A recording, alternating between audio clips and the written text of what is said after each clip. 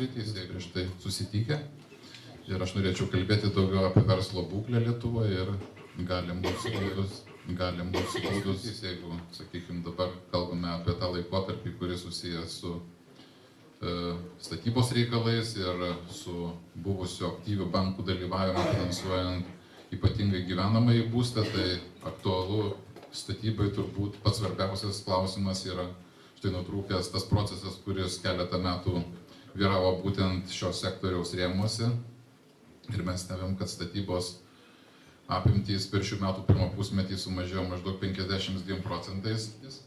Ir tada mes čia galim kalbėti, sakykime, ne vien tik tai apie tai, kad bankai statybos sektoriui ar kitoms veiklos sritims sumažino finansavimą, bet turbūt yra ir kitos giluminės priežastys, kurios privertė tiesiog kitus sektorius dirbti neefektyviai, sumažinti savo apimtis, ir po to, žinoma, sukeldami įvairias kitas problemas, kurios atsiranda tiek pačiose įmonėse, tiek pačioje visuomenėje. Pagal importo sumažėjimą mes už 5 mėnesius esam blogiausi Europos Sąjungoje.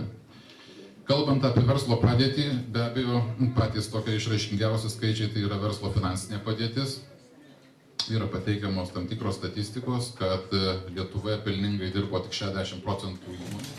Dauguma žmonių neramina klausimai, ar iš tiesų Lietuvos ekonomika yra tokia silpna, kad negali užtikrinti žmonėms normalaus gyvenimo ir kodėl nedidelė žmonių grupė gyvena perteklyje, o kiti vos suduria galą su galu. Atsakymas yra toks. Neteisingai perskirstoma visų bendrų darbo, sukurta pridėtinė vertė, jos perskirstinimo 3 etapuose. Pirmajame, jos kūrimo procese tarp kapitalų savininkų ir samdomųjų darbuotojų, antrajame per mokesčius ir trečiajame per korupciją. Tai valdžia pridėtinės vertės paskirstimo procesų beveik nereguliuoja. Šiek tiek jį įtakoja tik nustatydama minimalią algą ir valandinį atlygį. Kai buvo skelbta spaudoje bandymai padidinti minimalią algą dėl aršaus kapitalų savininkų pasipriešinimo neapsivainikavo sėkme, iš dalies galima suprasti ir juos, ypač tuos, kurių verslo efektyvumas yra mažas ir jie nepajėgus mokėti didesnius atlyginimus. Todėl, matyt, šį klausimą reikia spręsti diferencijuotai. Mano klausimas, pagalvokime kartu, ar mūsų ekonomikoje nedaro įtakos kažkoks tai dabar Skorcenis. Jūs ir mes įpratom iki 8 metų vidurį girdėti bankų orakulus, ekonomistus, labai kvalifikuotus, labai gražiai kalbančius ir įspūdingai. Jie nekalba apie vieną dalyką, apie pinigus. O aš galiu kalbėti apie pinigus, nes pinigai geras daiktas, kai jų yra daug. O 8 metais mes bendro vidaus produktų sukūrėm 111 milijardų, jį pavertus, jo sandėlį nėra. Tai yra pinigai, pridėtinė vertė. Darbo užmokestis, mokesčiai sodros, pelno mokesčiai ir jo perpaskirimas, apie ką kalbėjau.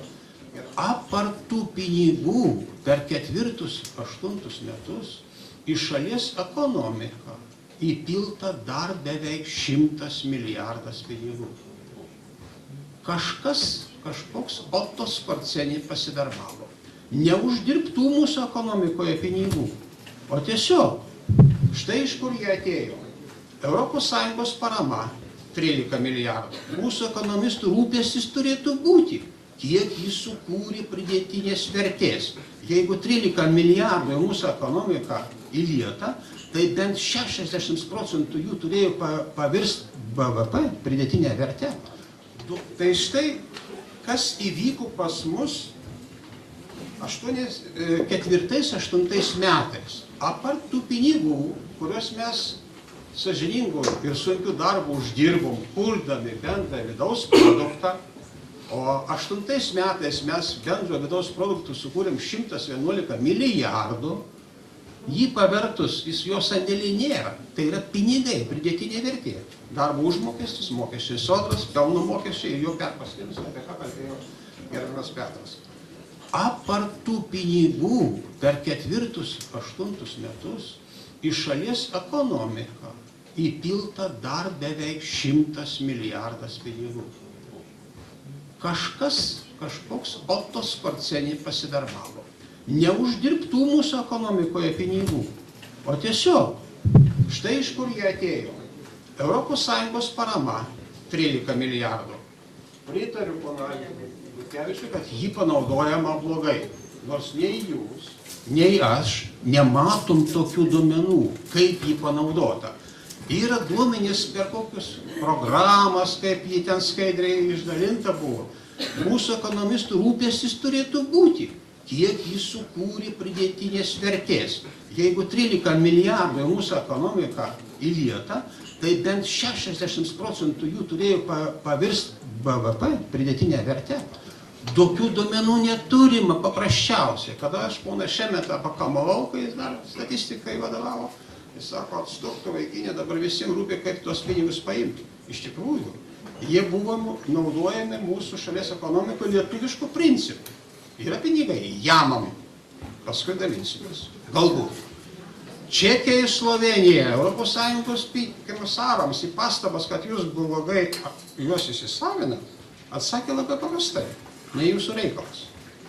Apie tai aš dar pakalbėsiu. Tai 13 milijardų. Čia oficialūs skaičiai mokėjimo balanso.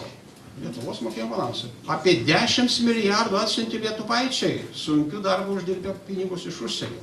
Aš manau, kad jų gerokai daugiau atėjo į Lietuvos ekonomiką. Čia tik kiek statistika užfiksavo. Svarbu čia ne milijardai, o jų kaitos tendencija. Bet tai mes dovanų gavom apie 22-25 milijardus pinigėlių. Dovanų, visiškai už nieką. Kiti pinigai atėjo šiek tiek kitaip. Per skolas, per paskolas. Bendroji šalies skola per tuos 4 metus, 4-8 metai, 56-57 milijardai. Iš užsienio paskolinta ir į Lietuvą jie atkeliavo tie pinigai, kažko ieškodami. Tai 37 milijardai bankai, bankų motinus čia įmerkė į mūsų. Bankų pinigai ypatingi tom, kad jie toliau ekonomikoje sklinda už palūkanas. Jie turi būti kažkaip efektyviai panaudojami, kad gražintų juos paskui. Apart bankų dar kitos finansų įmonės atpumpavo 8 milijardus. Tiesiog įmonės, verslas pasiskolino beveik 1,5 milijardo užsienyje. Taip, jeigu jis pasiskolino, jis turi čia juos atidirbti, jis turi gražinti. Čia nedovanoti pinigai. Bet jie didžiąją dalimi, ko gero, ir skatino mūsų ekonomikos augimą. Valdžia apie 2 milijardus vyriausybės skolina. Nu šitie tai, kai skolinasi, paskui dalina juos praktiškai nemokamai, pravalgymai. Tai štai, jeigu kalbėtų apie pinigus, tai pas mus pinigų pasiūla, o šitokia papildoma, per tuos metus padidėjo 3 kartus. 2,9 ten su kažkiek, tai apvalinkim. O bendras vidaus produktas pas mus išaugo kur kas kukliau per tą laiką 29%. Mes visi sakom, kad pas mus infliacija buvo 24% per tą laiką. O jeigu 3 kartai padidėjo pinigų, o mūsų produkto apimtis padidėjo tik 29%, tai šitus 3 kartus elementarus ekonomistų veiksmas padalinė iš 1,29, gaunam kitą baisų skaičių. Pinigų nuvertėjimą, tikrą bendrą pinigų infliaciją, kuri didesnė už skelbiamą vartojimo kainų indeksą 5,5 kartų. 128%. Nes infliacija pagal apibrėžimą, pažiūrėkit, kas prie kompiuterio prieinat, Google ir taip toliau, tai yra pinigų nuvertėjimas dėl jų pertekliaus palyginti su prekių ir paslaugų kainų suma. Verslininkai žino, jeigu prekės yra per daug, jį pinga. Kalbant apie infliaciją, aš galiu pasakyti labai paprastai, pas mus nieks nebrangsta, ponai Lietuvai. Netiesa, pas mus pinga viena prekė, pinigai. Tai aš norėčiau palinkėti naujai besikuriančiai politiniai jėgai skirti žymiai didesnį dėmesį šalies ekonomikos apsaugojimo nuo perteklinių, neuždirbtų ir neefektyviai naudojimų pinigų.